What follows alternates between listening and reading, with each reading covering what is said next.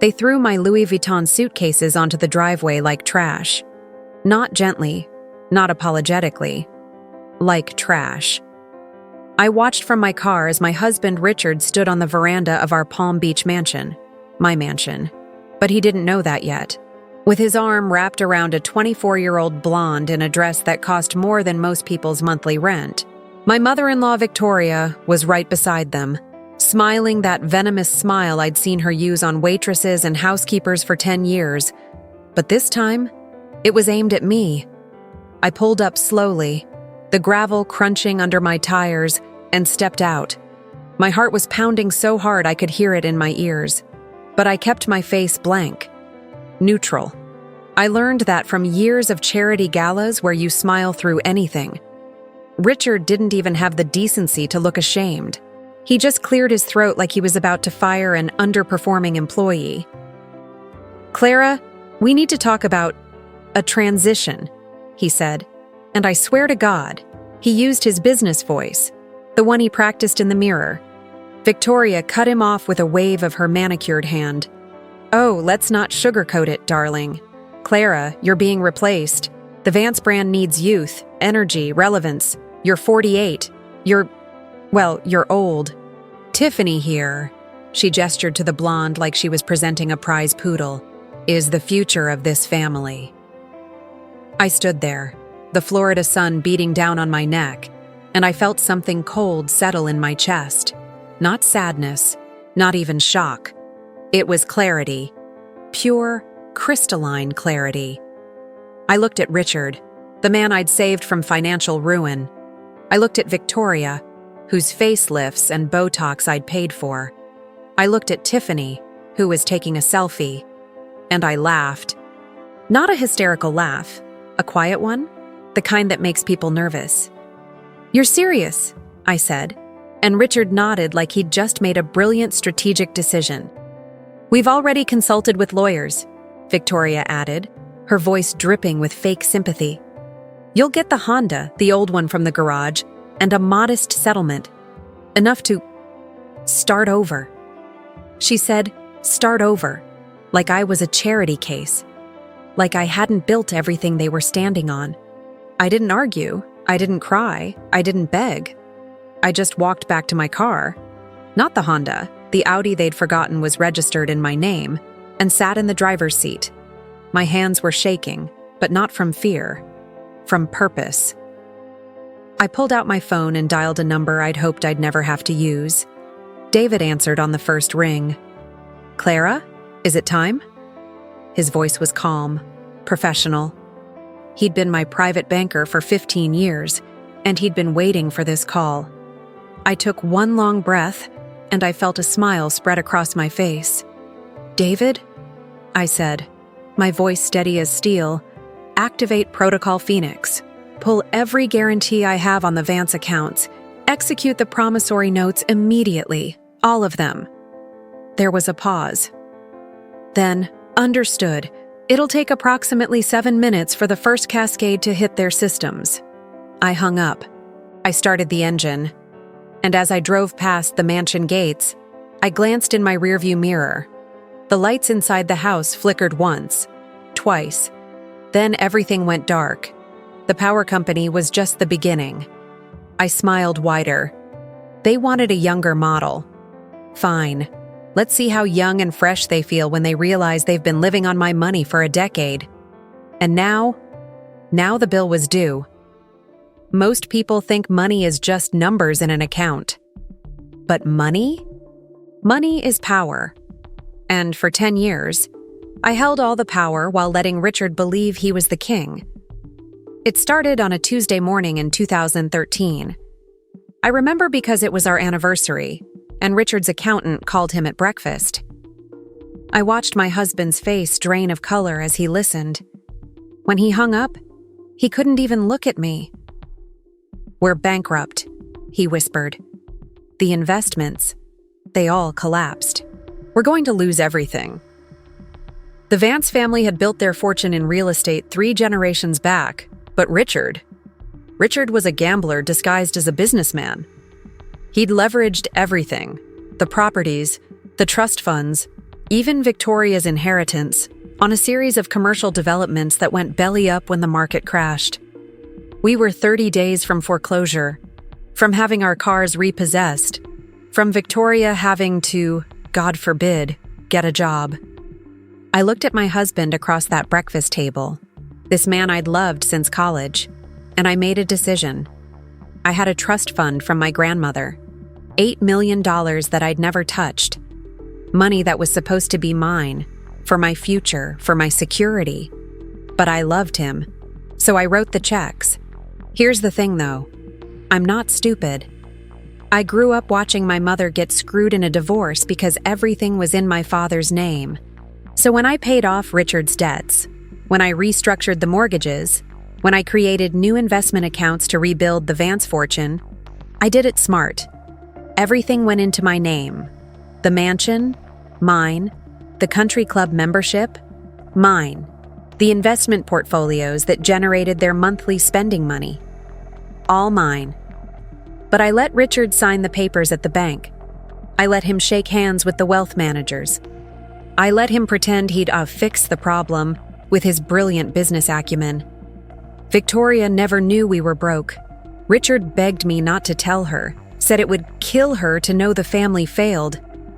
So I played along. When she wanted a facelift, I paid. When she wanted a new Mercedes, I leased it through my accounts. When she hosted those ridiculous charity galas where she paraded around like Palm Beach royalty, I funded every champagne fountain and caviar station, and she thought it was all Richard's money. She'd pat his cheek and say, "My brilliant son, just like your father." It made me sick, but I told myself it was worth it, that I was protecting my family. Richard started believing his own lies. He'd come home and brag about his investment returns. He joined boards. He gave interviews to business magazines about wealth management. And I'd sit there, smiling, nodding, playing the supportive wife while I actually managed the portfolios he was taking credit for. At night, after he fell asleep, I'd be on my laptop, monitoring markets, rebalancing assets, making the decisions that kept us afloat. I became a ghost in my own financial life. The woman behind the curtain. The thing about being invisible. You hear everything. You see everything. And over the years, I watched Richard change. The gratitude faded. The respect disappeared. He started making comments about my age, my appearance, how I wasn't ambitious, like the young women at his club. He forgot that I was the reason he had a club to go to. Victoria got worse too. She'd make little digs about my clothes, my hair, asking when I was going to take care of myself, like she did. I paid for her plastic surgeon. I paid for her personal trainer. I paid for every cream and serum in her medicine cabinet, and she called me frumpy, but I stayed quiet. I told myself it was just stress, just midlife crisis stuff, just the way families bicker. I told myself that marriage meant sacrifice, that love meant putting up with things, that I was being mature, being the bigger person. God, I was so stupid. Because while I was being mature, Richard was planning my replacement. While I was being the bigger person, they were measuring me for the garbage bin. And the worst part? They really believed they were rich. They really thought the money was theirs. They'd lived off my inheritance for so long, they forgot it wasn't their birthright. And that forgetting, that was going to cost them everything.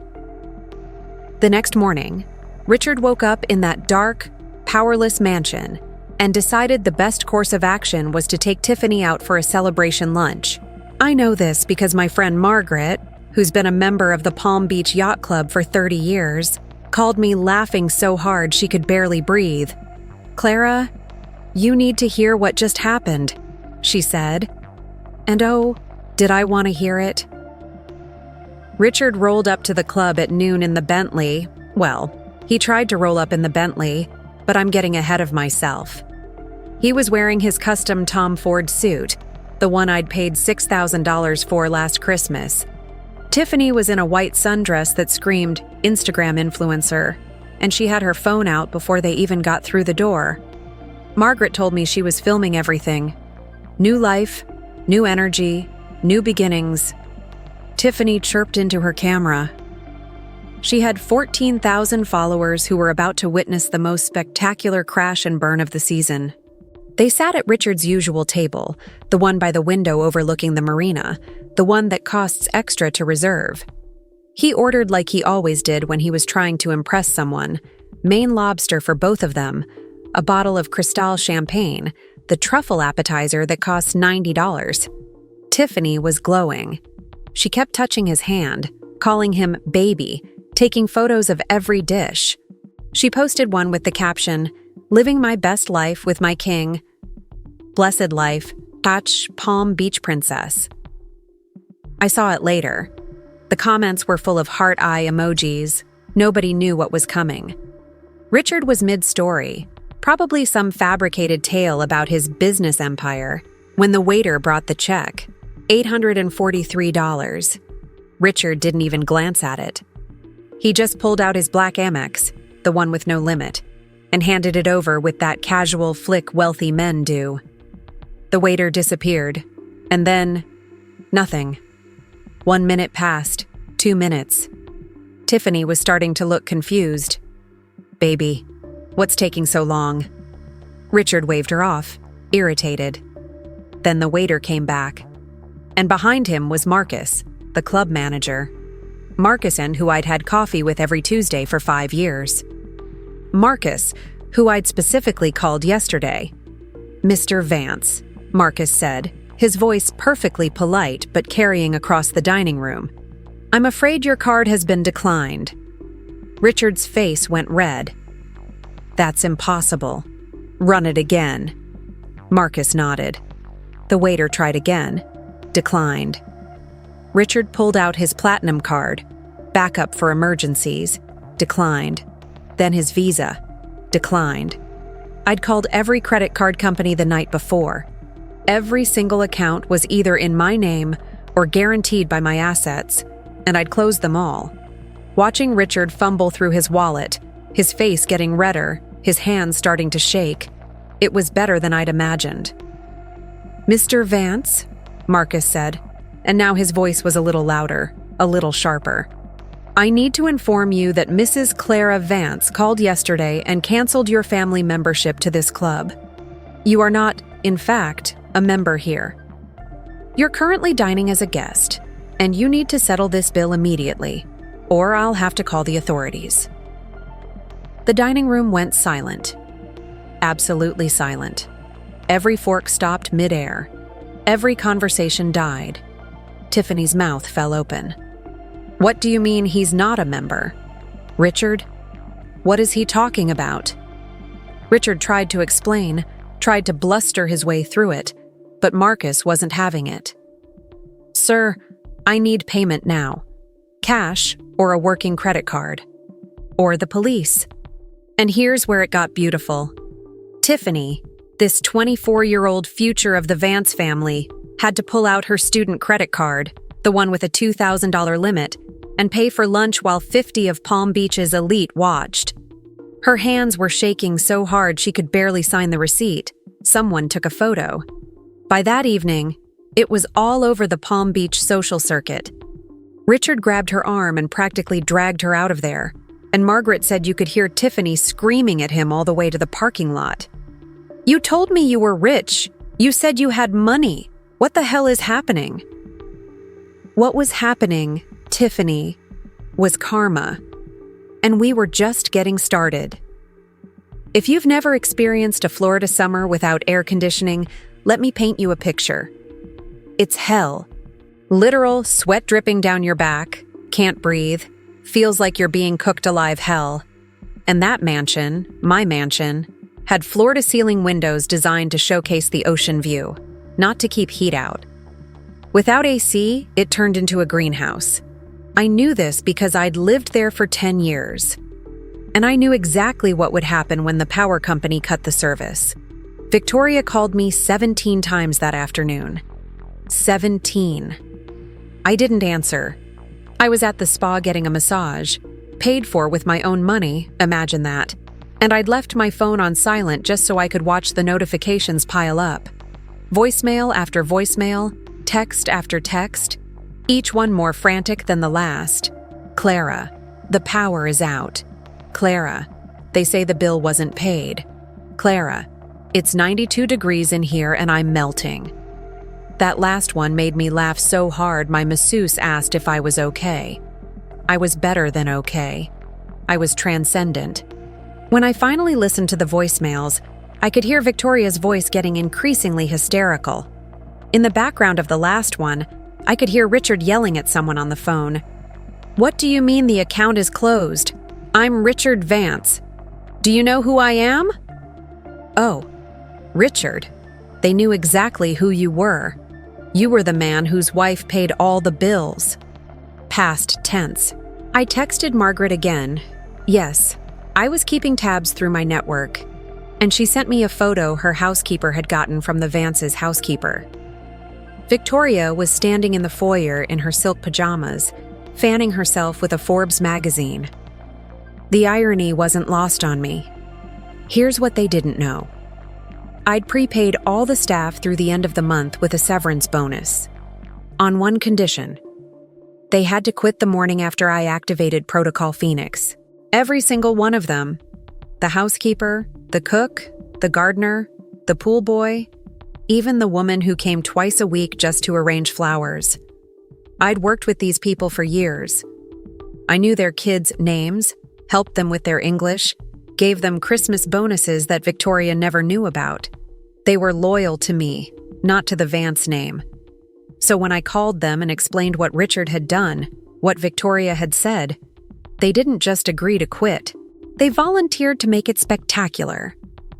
Maria, the housekeeper who'd worked for Victoria for 8 years, showed up that sweltering afternoon in street clothes with her bags packed. Victoria was sitting in the kitchen, the only room with cross-ventilation, trying to figure out how to work the coffee maker. She'd never made her own coffee, not once. Maria walked in, set her keys on the marble counter, and said in perfect English, "Mrs. Vance, I've worked for you for 8 years. In that time, Mrs. Clara has paid my salary, bought my daughter's quinceañera dress, helped my son with his college applications, and treated me like a human being. You've treated me like furniture. So when she called yesterday and told me what you did to her, I didn't even hesitate." Victoria's face went through several shades of red.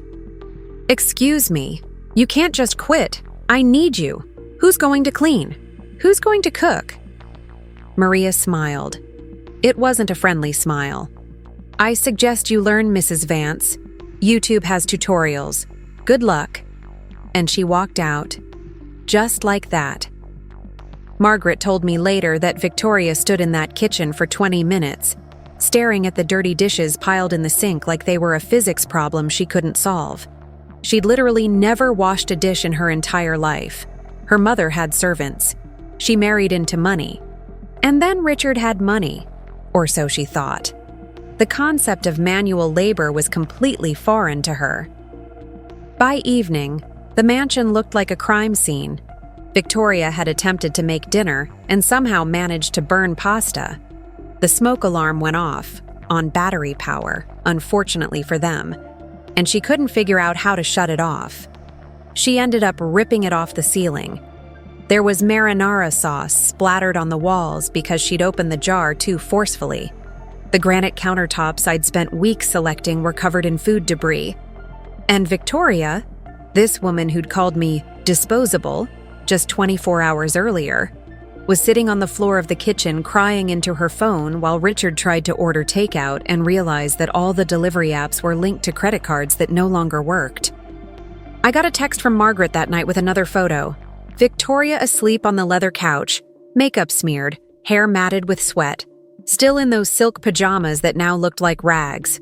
The caption read, "The Fall of the House of Vance." But this wasn't the fall. This was just the first crack in the foundation, and I was about to bring the whole thing down. Tiffany woke up the next morning in that sweltering mansion and decided she needed retail therapy.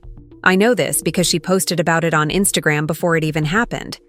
Rough couple days, but nothing a shopping spree can't fix. Kochtark self-care, Kocher retail therapy. She had no idea what was waiting for her in the driveway, and honestly, that made it so much sweeter. She came down the stairs in a little tennis outfit, white skirt, pink top, visor, the whole Florida princess aesthetic, and grabbed the keys to her Mercedes convertible from the bowl by the door. That car was her baby. Candy apple red, cream leather interior, the one Richard had surprised her with last month to seal the deal on their relationship. What Tiffany didn't know was that the car wasn't a purchase, it was a lease. And what Richard didn't know was that I was the one who'd co-signed it.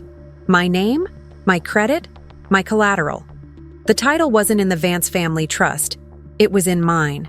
And yesterday afternoon, while I was getting my massage, I'd made one very simple phone call to Mercedes Financial Services. Tiffany strutted out the front door, designer sunglasses on, iced coffee in hand. God knows how she made that without Maria, and stopped dead. There was a flatbed tow truck blocking the circular driveway. A man in a reflective vest was hooking chains to the front of her Mercedes. For a second, she just stood there, confused, like her brain couldn't process what her eyes were seeing. Then she screamed, and I mean screamed. "What are you doing? That's my car." The repo man, his name was Dave, and I'd spoken to him personally to make sure this went smoothly, didn't even flinch. He'd probably dealt with entitled rich people before. "Repossession order, ma'am. Lease was terminated yesterday by the primary account holder. Vehicle needs to be returned to the dealership." He said it like he was reading the weather forecast, completely neutral. Tiffany ran down the steps so fast she almost tripped. "There's been a mistake. My boyfriend gave me this car. It's mine." Dave pulled out his clipboard and showed her the paperwork. "Says here the lease is under Clara Vance's name. She called yesterday and terminated the contract. You've got about 2 minutes to get your personal belongings out of the vehicle." Tiffany's face went white, then red, then this kind of purple I'd never seen on a human before. She spun around, and Richard was standing in the doorway in his boxer shorts and an undershirt, looking like a man watching his execution. "Richard, what is he talking about? Why is Clara's name on my car?" He tried to explain, tried to calm her down, but his voice was shaking.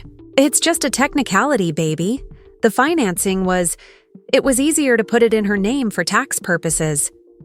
"Tax purposes?" Tiffany's voice could have shattered glass. "You told me you bought it for me. You said it was a gift." But Dave wasn't interested in their domestic drama. He'd already loaded the Mercedes onto the flatbed. Tiffany grabbed her Louis Vuitton bag from the passenger seat, the one Richard had bought her with my money, and stood there watching her car disappear down the palm tree-lined street. She was shaking, literally shaking with rage. And then she turned to Richard, and I wish I could have seen his face when she said, "What else did you lie about? What else isn't real?" But that wasn't even the best part. The best part came 30 seconds later. Another tow truck pulled up. This one was bigger, industrial-sized, and the driver hopped out with another clipboard. "Richard Vance, I'm here for the Bentley Continental." Richard's Bentley, his pride and joy. The car he'd had customized with his initials on the headrests, the car he drove to every business meeting, every golf game, every club event, the car that said, "I'm Richard Vance and I'm richer than you." That Bentley? "No," Richard said, and his voice cracked. "No, you can't take that. That's mine." The driver checked his papers. Leased through Coastal Elite Auto Group. Primary account holder, Clara Vance. She terminated the lease yesterday at 4 p.m. I've got a legal order here. Richard tried to block the driver. Actually, physically put his body between the man and the car. It was pathetic. This 52-year-old man in his underwear trying to protect a vehicle that he'd never actually owned.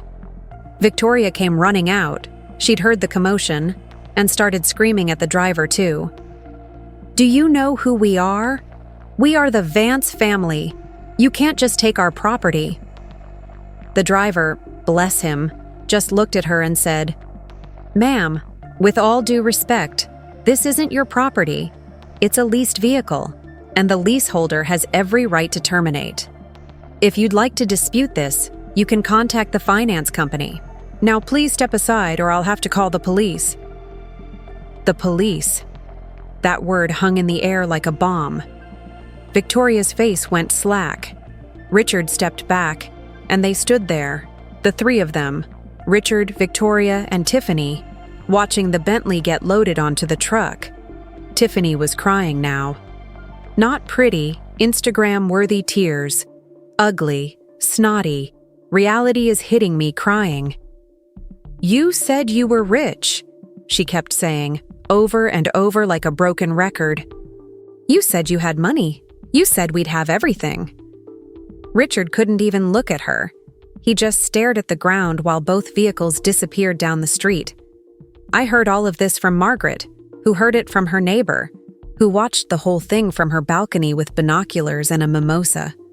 God bless Palm Beach busybodies. When Margaret called me, she was laughing so hard she had to put the phone down twice. "Clara, they're stuck there with no cars, no power, no staff, and no way to pay for anything. What are they going to do?" I took a sip of my wine, a very nice Bordeaux I was enjoying on the terrace of my resort, and smiled. They're going to realize that their entire life was built on my money, and now they're about to see what they're actually worth. Which was, as it turned out, absolutely nothing. They showed up at my resort in an Uber. An Uber. Not even Uber Black, regular Uber. Margaret texted me the license plate number so I'd know they were coming. I was sitting by the infinity pool, wearing a white linen dress and oversized sunglasses, reading a book I wasn't actually reading because I was too busy imagining this exact moment. When the concierge called my room to say I had visitors causing a disturbance in the lobby, I smiled. Showtime. I took my time. Let them wait 15 minutes in that air-conditioned lobby, sweating not from heat, but from desperation. When I finally walked in, Richard and Victoria looked like refugees from their own life. Richard's Tom Ford suit was wrinkled. He'd clearly slept in it. And there was a stain on the lapel. Victoria's hair, usually shellacked into place by her stylist, was frizzy and gray at the roots. Her makeup was smeared. She looked like she'd aged 10 years in 3 days. Good. I walked past them like they were strangers, heading toward the elevator. "Clara!" Richard's voice cracked when he shouted, "Clara, we need to talk. Now!" I stopped, turned slowly, looked at them like I'd just noticed 2 homeless people had wandered into the lobby. "I'm sorry, do I know you?" Victoria's face went purple. "Don't you dare play games with us. You've destroyed everything. The power, the cars, the club membership. You've lost your mind." I smiled. Actually smiled. Have I? Or have I just stopped paying for yours? Richard stepped forward, trying to use his height to intimidate me. It had worked for years, that lean in, that lowered voice, that "I'm the man and you'll listen" energy, not anymore. "This is insane," he hissed. "You can't just cut us off because you're upset about Tiffany. We're your family." Family. That word hung in the air between us like a rotting corpse. I felt something sharp twist in my chest, but I didn't let it show on my face. "Family," I repeated, my voice quiet but carrying across the marble lobby. "Richard, you threw my suitcases onto the driveway like garbage. Victoria, you called me disposable. You told me I was too old, too irrelevant, that I needed to be replaced by a 24-year-old Instagram model. That was 2 days ago. So forgive me if I don't feel particularly familial right now." Richard's jaw clenched. "You're being childish. This is just a tantrum. When you calm down, we can discuss this like adults." Oh, he really thought that would work. He really thought he could use that condescending tone and I'd crumble. I laughed, not a polite laugh, a real one, from my gut. Childish? Richard. I'm being an adult for the first time in 10 years. Let me tell you what childish is. Childish is spending someone else's money for a decade while pretending it's yours. Childish is treating the woman who saved you from bankruptcy like an expired appliance. Childish is replacing your wife with a girl young enough to be your daughter because you're terrified of getting old. I pulled an envelope from my bag. I'd prepared this moment carefully and handed it to him. That's a notice of eviction. You have 30 days to vacate the mansion. Oh, wait, did I say mansion? I meant my house, the one that's been in my trust fund since 2013. Victoria grabbed the envelope, ripped it open, read the first line and went white. Actually white. You can't. This isn't legal. Richard, tell her this isn't legal. But Richard was reading over her shoulder, and I watched the reality hit him like a physical blow. Every property, every account, every investment, all in my name, all protected by legal documents he'd signed without reading because he was too busy pretending to be a tycoon. How long? He whispered. How long has everything been in your name? I tilted my head, pretending to think. Since the day I saved you from bankruptcy. Since the day I paid off every single one of your failed investments with my inheritance. Since the day I decided to let you pretend to be successful while I did all the actual work. So, 10 years, Richard. 10 years of me funding your fantasy life. The lobby was completely silent. The concierge was pretending to look at his computer. A couple checking in had stopped mid-conversation to watch. This was going to be all over Palm Beach by dinner. And I wanted it that way. I wanted everyone to know. Here's what's going to happen, I said, my voice steady. You're going to leave this resort. You're going to find somewhere else to live. And you're going to learn what it's like to survive on what you actually earned, which is nothing. Because everything you've had for the past decade, that was mine. The house, the cars, the club memberships, the investment income, all of it. Mine.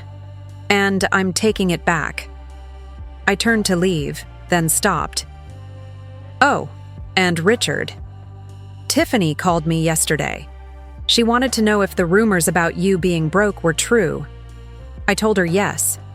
She's already back on dating apps, looking for someone who actually has money. Thought you should know. I walked to the elevator and pressed the button. Behind me, I could hear Victoria starting to cry. These horrible, gasping sobs. Richard was trying to talk, but his voice was shaking so badly the words weren't forming. The elevator doors opened. I stepped inside, and just before they closed, I looked at them one last time. You wanted a younger model, I said softly. So I gave you a new life, the one you actually deserve. Enjoy it. The doors closed on their devastated faces, and I let out a breath I'd been holding for 10 years. They took another Uber back to the mansion, my mansion, and the ride was silent. I know this because the driver later told his wife, who told her Pilates instructor, who told Margaret, who told me. Apparently, Richard stared out the window the entire time while Victoria cried quietly in the back seat. Tiffany was waiting for them on the front steps, scrolling through her phone. She'd been there for hours, in the heat, because she had nowhere else to go. Her apartment lease had ended when she moved in with Richard. She'd quit her part-time job at the boutique. She'd burned bridges with her roommates, posting constantly about her upgrade into the Vance lifestyle. She had nothing. And she was about to realize it. Richard paid the Uber driver with crumpled bills from his wallet, actual cash, the last $40 he had on him, and walked up to the house like a man heading to his own funeral. Tiffany jumped up the second she saw him. Baby, oh my God, did you fix it? Did you talk to her? Is everything okay now? Her voice was high-pitched, desperate. She wanted him to say yes. She needed him to say yes. Because if he said no, her entire Instagram perfect life disappeared. Richard couldn't even look at her. He just walked past her into the house. Victoria followed, still sniffling, and Tiffany stood there, confused, before running after them. "Richard, Richard, what did she say?" He turned on her in the foyer, and I wish I'd been there to see it. I wish I'd seen the exact moment his face twisted, the moment 10 years of lies came crashing down. "It's gone," he said. "All of it. The house, the money, the cars, everything. It was never mine. It was always Clara's. I've been living off her money for a decade." The words came out flat, dead, like he was confessing to a crime. Tiffany's face went through this incredible journey: confusion, disbelief, understanding, and then pure, undiluted horror. "What do you mean it was her money? You said you were a real estate mogul. You said you had investments. You said—" "I lied!" Richard's voice cracked, and he was shouting now, something I'd rarely heard him do. "I lied, okay? I went bankrupt in 2013, lost everything. Clara bailed me out with her trust fund, but I was too proud to tell anyone, so I let everyone think I'd fixed it myself. And then I just kept letting them think it. For years. We've been living on her money this entire time." He slumped against the wall, and he looked smaller somehow. Diminished. This man who'd walked around Palm Beach like he owned it was just a fraud in an expensive suit. A very wrinkled, very sweaty, expensive suit. Tiffany stared at him, I mean really stared, like she was seeing him for the first time. And what she saw was a 52-year-old broke man with gray hair and nothing to offer her. The spell broke. The fantasy shattered. "Wait," she said slowly, backing away from him. "So you're not rich? You're poor." Richard flinched at the word. "We're not poor, you're broke." Tiffany's voice went shrill. "You have nothing. This house isn't yours. The cars are gone. You can't even pay for dinner." She was spinning now, looking around the mansion like it was a crime scene. Oh my God. Oh my God. I left my apartment for this. I quit my job. I posted about you everywhere. My friends, my followers, everyone thinks I'm living this amazing life with this successful older man, and you're just a loser. The word hung there. Loser. Victoria gasped like Tiffany had slapped her. Richard's face crumbled. And Tiffany was already pulling out her phone, already calculating her exit strategy. "I need to go," she said, more to herself than to them. "I need to get out of here before anyone finds out. Before this ruins my reputation." She ran upstairs, and they could hear her throwing things into bags. Victoria tried to follow her, tried to say something, but Tiffany slammed the bedroom door in her face. "You people are delusional!" Tiffany shouted through the door. "You're broke and old and you dragged me into this mess." 20 minutes later, Tiffany came down with 2 suitcases and Victoria's jewelry box. Yes, the jewelry box. The one with Victoria's grandmother's pearls, her diamond tennis bracelet, her emerald earrings. Victoria noticed immediately. "That's mine! You can't take that!" Tiffany didn't even slow down. Considerate payment for wasting my time. I could have been dating someone actually rich.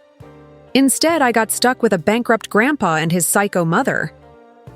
She called an Uber on the Vance account, the one credit card I hadn't closed yet, a little parting gift, and walked out the front door without looking back. Richard and Victoria stood in that dark, hot foyer and watched through the window as Tiffany's Uber pulled away. The girl they'd chosen over me. The future of the Vance family. She was gone in less than 3 days, and she'd stolen Victoria's jewelry on her way out. Richard sank down onto the marble floor, his back against the wall, and started laughing. Not happy laughing, broken, hysterical laughing. Victoria looked at him like he'd lost his mind. Richard, what are we going to do?" But he couldn't answer. He just kept laughing and crying at the same time, while somewhere across town, I was having the best dinner of my life. 1 month later, I signed the divorce papers in my lawyer's office overlooking Biscayne Bay. The pen was a Mont Blanc, a gift from my grandmother along with the trust fund that had funded Richard's lies for a decade. It felt poetic, using that pen to end things. My lawyer, Catherine, a shark in Chanel who'd handled 3 Supreme Court cases, smiled at me as I signed the last page. You know, in 20 years of practice, I've never seen someone execute financial independence quite like you did. It was surgical. I handed her the pen. I had 10 years to plan it. I just didn't know I'd need to use it. The divorce was shockingly simple. Richard didn't contest anything because there was nothing to contest.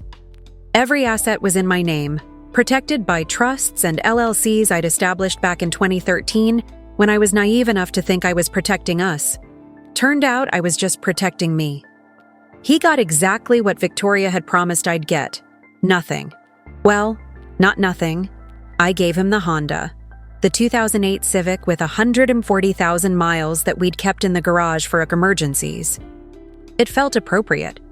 He tried to argue for alimony. Can you believe that? The man who'd replaced me with a 24-year-old wanted me to support him. Catherine shut that down in 30 seconds with a PowerPoint presentation of his affair, the bank statements showing my money funding his lifestyle, and a lovely recording of Victoria calling me disposable that I'd captured on my phone that day. He signed without another word. I'd already sold the mansion to a tech CEO from California who paid cash and didn't even negotiate. $7 million. I took that money, added it to what was left of my trust fund, and bought a villa in Tuscany. Not a house, a villa. 17th century, restored, with olive groves and a vineyard, and a view of the valley that made me cry the first time I saw it. I was flying out next week, one-way ticket, new life, new chapter, and this time I was writing it alone. But before I left, I wanted to see what had become of them. I'm not proud of this. It's petty. It's beneath me. But I'm also human. So I drove past the address Margaret had given me. A 1-bedroom apartment in a complex off the highway. The kind with a shared pool that's always broken and cars parked on the grass. The building had that sun-faded, defeated look that Florida apartments get when they're not on the beach. Richard's Honda was in the lot, parked crooked. I sat in my car, the new Mercedes I'd bought myself, paid in full, and watched. Richard came out first. He was wearing khakis and a polo shirt with a name tag. A name tag. He was working at the Ritz-Carlton, not as a guest, as an employee. Front desk, Margaret had told me, but seeing it was different. This man who'd given fake business advice to Fortune 500 CEOs was now checking tourists into hotel rooms and carrying their luggage for tips. He looked exhausted.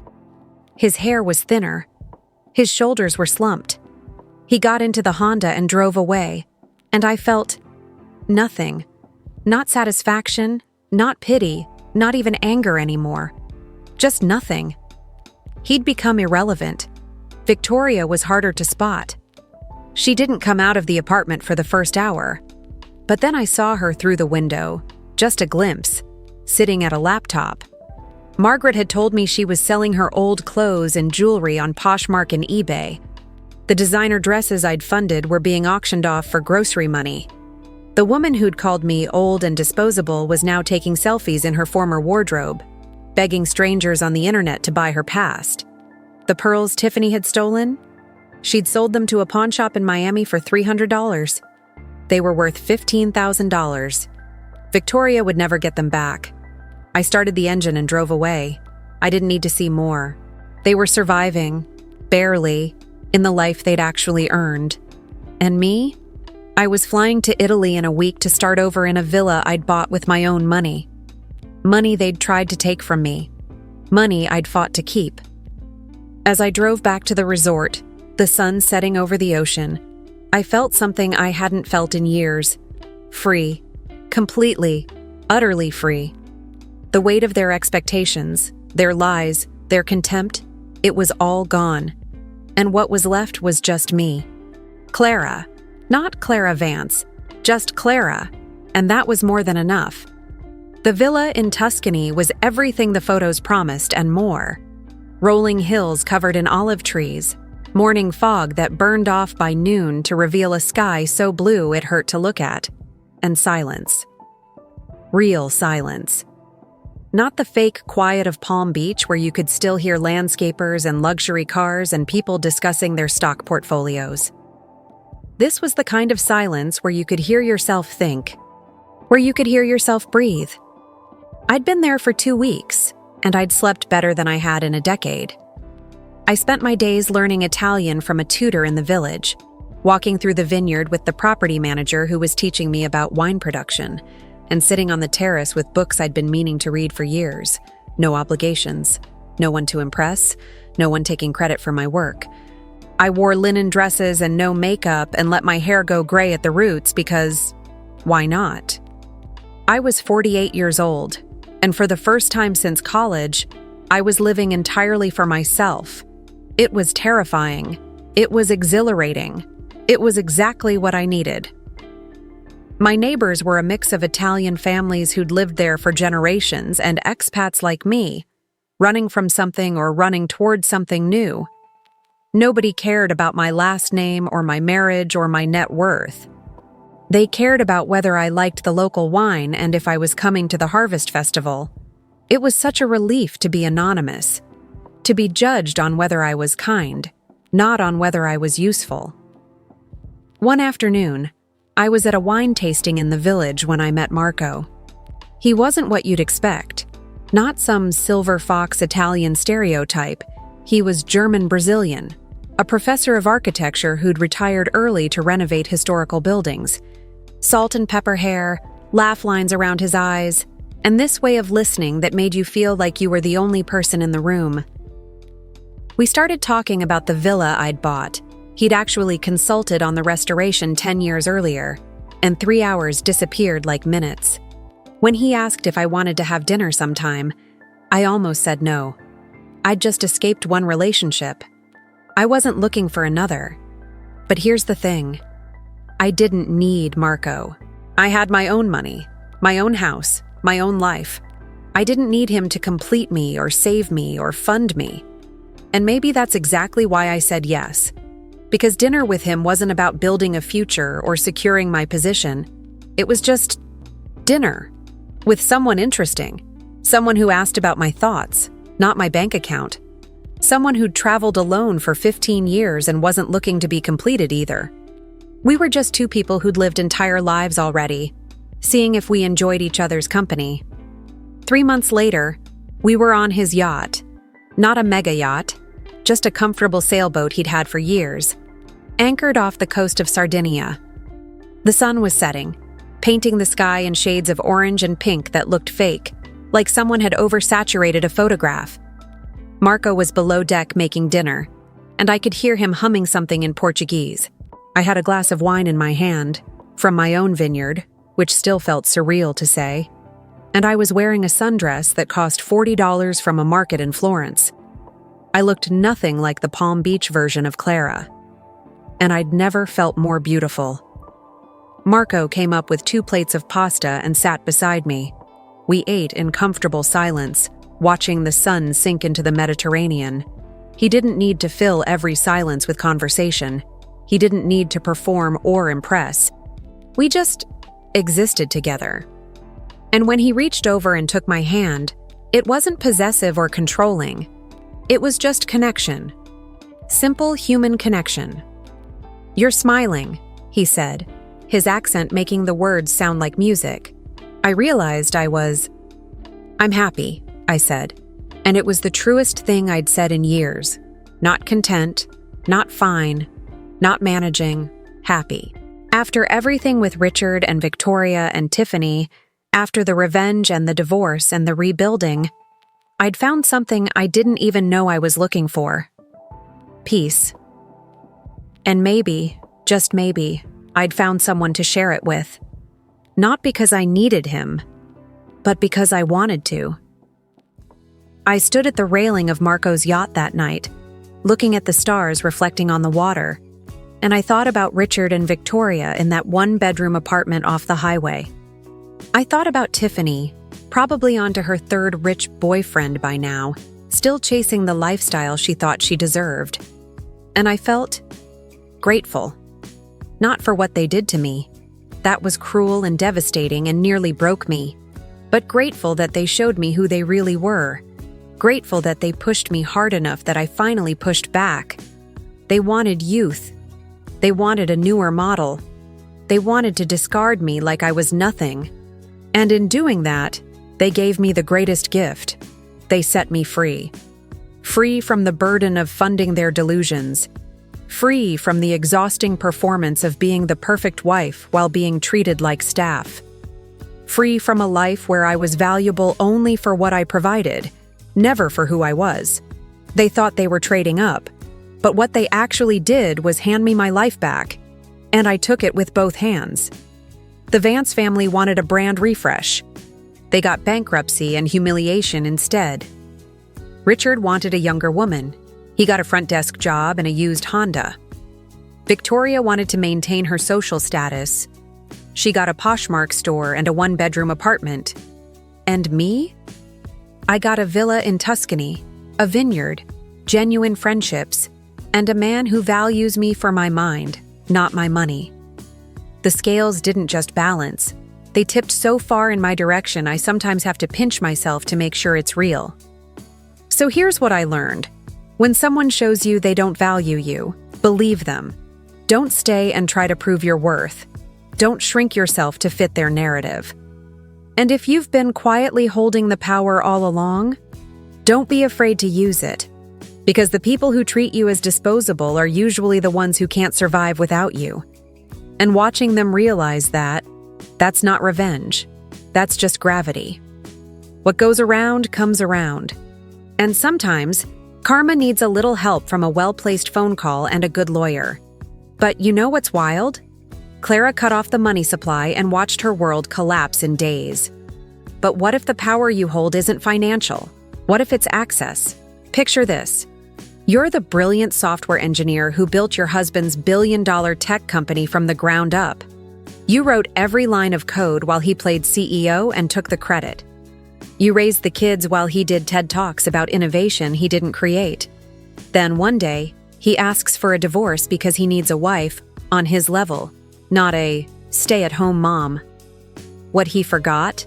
The company's main server only recognizes your biometric data, the backups, your retina scan, the encryption keys, your fingerprint. What happens when the woman who built everything decides to log out permanently and watch her ex-CEO husband become an intern in his own company? Sometimes the best revenge isn't taking their money, it's taking away their access to the empire they thought was theirs.